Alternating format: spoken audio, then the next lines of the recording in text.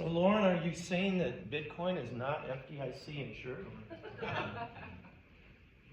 Who knows? It might be soon. Yeah, that's true. Is there a clicker up here or no? There's a mouse there. See a mouse? Okay. Let's see.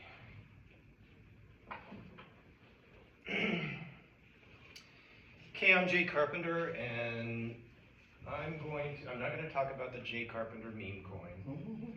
What I'm going to talk about is the possibility of what would it look like if there were immigration markets.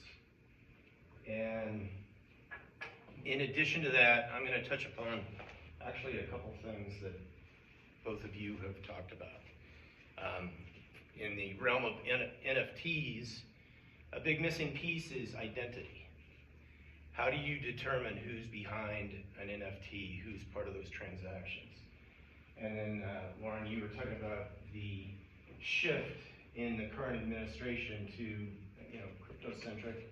I'm going to talk about some of the things that the current administration is kind of on both sides of the spectrum in terms of immigration. So,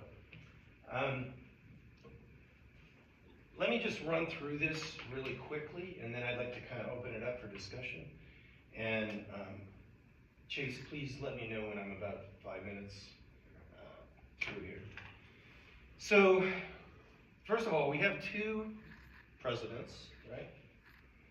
Both from the same party, both with very similar backgrounds, both use the same campaign slogan, and yet they have 180, in many respects, 180 degrees different viewpoints on immigration.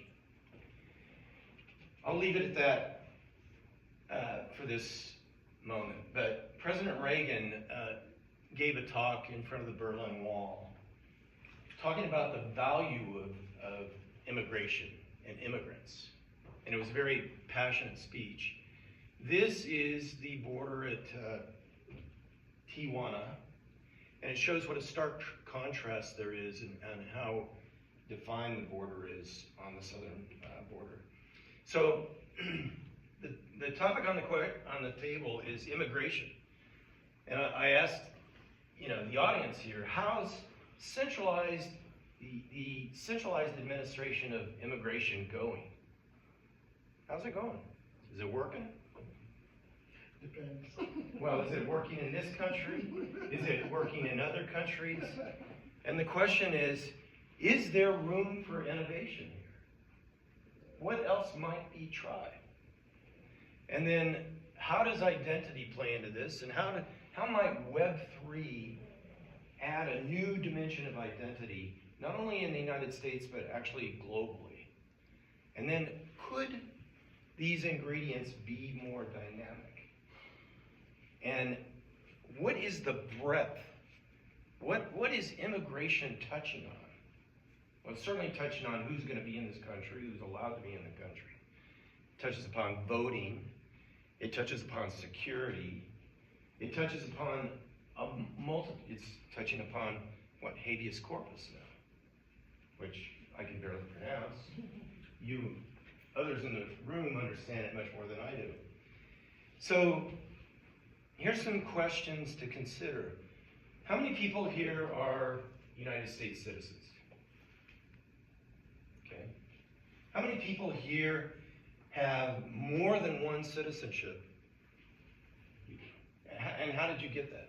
How did you get? I mean, my mother's American, my father's English, so I get both. You get both of them? Great. So usually it's a component of, birth rights, right? And that's another issue on the table. Could Jay's citizenship in the United States, might that actually be an asset?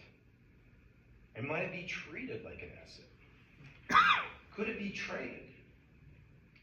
And then, could there be competition among sovereignties to attract citizens from all over the world? And what might the dynamics of that lead to? So those are some questions for this. Now, this is the Prime Minister of Singapore, who shortly after the tariffs were announced, gave a very passionate speech about tariffs in general and the impact that that was going to have on Singapore. And the question came up is, at least for me, is, well, it might be interesting if I could actually be a citizen of Singapore, as well as the United States. Wouldn't that be interesting? And then this is, I think just a few days ago, in the, I believe, Senate hearings, that's Senator John Kennedy, and then Department of Homeland Security Chief Kristi Noem. In this conversation, they're talking about the border and what's going on there. And Senator Kennedy, who's a Democrat. No, he's not. He's not? No. Oh, I'm sorry. I thought he was a Democrat. Well, in any case, the point is, in this testimony, the number that was thrown out of people that came into the country over the last, I guess, 4 years or so, something like 20 million. Now, Mike Pence was just on a talk show he interviewed yesterday. He was saying 10 million. But the point is, and it's not the number, it's just there's a lot of immigration happening, and the question is, how well is that being tracked, and what are the impacts on our citizenship as well? And is there another way that this could be positioned where there might be advantages? Now, this is a still from a video that talks about identity and immigration and so forth. But the important point is you've got two forms of ID. You've got an Arizona driver's license, and then you've got an identification card from Mexico. And part of the slowdown in this centralized administration of immigration is how can one sovereignty trust the identity coming from another sovereignty? And that's a big issue. So this is a presentation that I did at an event called DWeb Camp, and it talks about what if we had this umbrella, sort of like Starlink, over the entire Earth, where we had this structure of identity that could cover all sovereignties and multiple contexts. And that might sound scary to some of you, but the key point is that we would control a lot of the dimensions of our identity under this universal, unified identity and state. This is an article that was written in 2018 by someone from the Illinois Law Review, talking about how citizenship markets could work. This is a small quote from Professor Gary Becker and his colleague, who's at Stanford. But Gary Becker was with the University of Chicago, and he was awarded the Nobel Prize in Economics in 1992. So he proposed that the best, maybe the best arbiter of immigration might be markets. And so this is an idea that's been around for, 33 years or so? So he said, the answer's simple, let the markets decide. And in fact, this is already happening. So here is, to weed AI into this talk, this is was generated by ChatGPT, and you can take a look at it, but it gives a pretty good summary of what's happening currently in terms of dynamic immigration and citizenship, global citizenship, etc., and how does it work. Going back to the differences in worldviews, this is the speech by Ronald Reagan at the Berlin Wall, where he talks about the contribution that immigrants make to a country. And then this is President Trump talking to Congress, and he has a different view of immigrants, at least at this time. And Ronald Reagan's last speech, in fact, was about the benefits of immigration. And then this was about, this is President Trump in 2016, 2017, talking about building a wall. President Reagan talking about tearing down a wall. And so forth. I've included these two talks because they were very moving to me. Martin Luther King's speech, I Have a Dream. And he talks about a nation where we have this coming together of all these different people from different walks of life, different cultures, etc. And then Robert Kennedy is announcing the assassination of Dr. King in this later speech about 5 years later. But he makes a very passionate plea for unity, for being able to look at the world through other people's eyes. And so I think both of these are very moving speeches. And it speaks to the potential of being with people from all different points of view, all different walks of life, all different nationalities, etc. And then this is President John Kennedy talking about world peace, a path to world peace. And he also talks about a global construct, about how, and in particular, he focuses on the threat of nuclear annihilation around the globe. So these speeches made a big impression on me that the ability to have a more fluid immigration, global citizenship, etc., might actually address many, many problems, including world peace. That's a little bit about me. I've got more in the back here on various topics, and I won't go into this, but this presentation is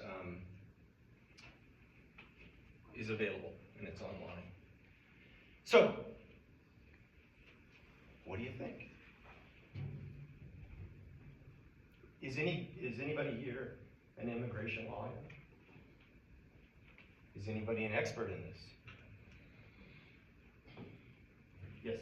So I do immigration law, but for me it's beyond law. It's quite a very delicate issue. I'm actually pleasantly surprised that we can discuss it at this forum. But I think that many of these things are already happening. They are. Citizenship and asset, oh, definitely, most definitely. It doesn't make sense to me, but it is.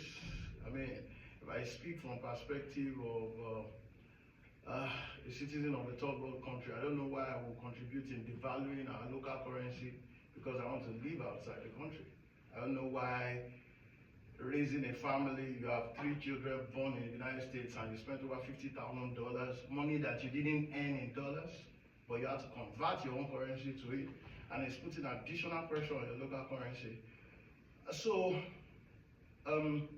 it's an inequitable world that we found ourselves, especially in third world countries where the resources are in abundance, but somehow, having become colonized, we just can't find our way to ensure that we probably can be number one there, that our citizenship will be assets, even though we have those resources. So this is how I choose to look at it. Most definitely, what you propose will happen at some point, especially because we are moving towards that global order. 7 years ago, we were here. I think we were in this room, and it was 2 days later, the GDPR was promulgated. And I was presenting them to say, we are going to have global framework for governance of emerging technologies. We are moving there. So what I say is, yes, it's a possibility. It's a distinct possibility. Will it solve some of the problems that you have highlighted? I agree 100%, because then we have to make everywhere conducive, so to speak, for people to, for it to make sense. Okay, so And I think that's the solution to the migration issues we have in developed countries, okay? Let me go fix Nigeria. Let everybody go fix their countries. There won't be so much pressure to want to become an American. I don't want to become an American citizen, and I'm sorry, because for me, I think that money I invested, $50,000+, I have not reaped from it, and I don't even see that it's going to happen, especially with the politics going on everywhere. What's to say that the US will become as fanciful as a third world country in a few years with the different political actors that you have? So what I say is a distinct possibility that it can be traded. It's already being traded. In United Kingdom, people marry citizens only to stay back, and they pay a lot of money for that. As a matter of fact, the immigration system in the United Kingdom is built on this system of, so to speak, trading in citizenship. So we bring in the students, all right, they pay loads of money, we put post-study there, we regulate what they do with their lives, they pay huge IHS fees to remain back in the United Kingdom. And that's exactly what's happening right now with the policies there. So it is an asset. It could be traded. Now, will sovereigns or sovereignties compete? That's already happening. So you see New Zealand with its policy, you see Australia with its policy, you see maybe Malta, Portugal, everybody, it's what it is actually. It's one way, a quick win to add fillip to the economy. However, the global framework for that is a separate kettle of fish altogether. Much more the same as the NFTs. I won't even go to the level of the NFTs. We have Ponzi schemes all over, registered in different jurisdictions, and scamming people all over the world, and we can't do nothing about it. Sometimes aided by those countries that are supposed to, act in the interest of citizens. So I think that it's a distinct possibility, but I would then throw the question back to you, that what will governance of that kind of system look like? Already it's looking like the United Nations does not have so much powers anymore to be able to enforce international regulations on different numbers of issues. So what would a governance framework, an international governance framework for tradable citizenship look like? So I'll give it back to you. Well, Leonka, I don't think there's going to first be a global governance. I think it's going to start in countries individually, and it already is starting in countries individually. For instance, the United Arab Emirates last year, in February last year, put up $2 billion to attract Web3 developers into Abu Dhabi. It's Hub 71. And if you have the skills to build Web3, you can have your company funded, free housing, free health care. You can get a golden visa for 10 years, and you can have your entire family get golden visas too. So it's already happening. President Trump announced the gold card for $5 million. Now that's not exactly what I have in mind, but it is happening, and there is a laundry list of countries that have already enacted things that are like the first step in this direction. So I think it's going to happen country by country, and I think the governance, and part of the reason I'm bringing it up, you're surprised that I'm bringing it up, I see this audience, especially the law students, as the potential innovators in the policy, in the governance realm. Like Lauren's talk about, international NFT governance. That's what we need to be talking about.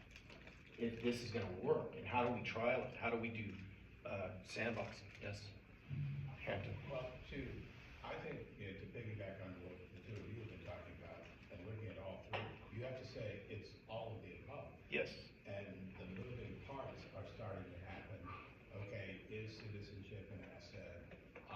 Or for example, to look at, let's say, the U.S. border situation here. On the one hand, we know what's been happening about enforcement. However, especially folks in this area know, there has been a value to immigration from south of the border. If those people happen to be able to, work in the agricultural community, shall we say, or be involved in landscaping and development. So there's a value on a certain type of citizenship, even from those places where the politics are totally the other way. That can it be traded? And in recent years too, we know that immigration has been really a flashpoint in Europe, in Germany and in the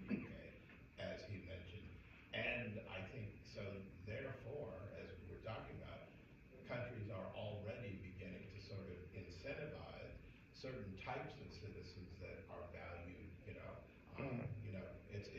it's almost analogous to what's happened to professional and college sports in the sense of it's almost like you're almost on the border of, are we going to have an NIL agreement for international citizenship? And by the way, the professional sports leagues are recruiting, the NBA has camps in Africa where they're training and educating guys and putting, to come. So, like I said, I think it's all of the above. I think your point is, can we get some coherency to this, where you start to say the Reagan vision, that immigration is a net plus, versus, Trump and his folks tend to go punishment first, then economic benefit to us of the right kind of people getting access to citizenship at a price. Right. So. Exactly. Great point. Thank you so much. Appreciate it.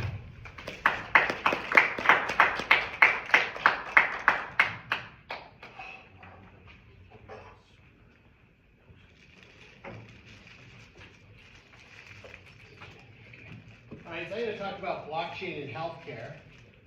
So like all the three previous speakers are all talking about sort of this thing, blockchain, applying it in different contexts, NFTs, immigration, retirement, and how do you, how does this new platform work?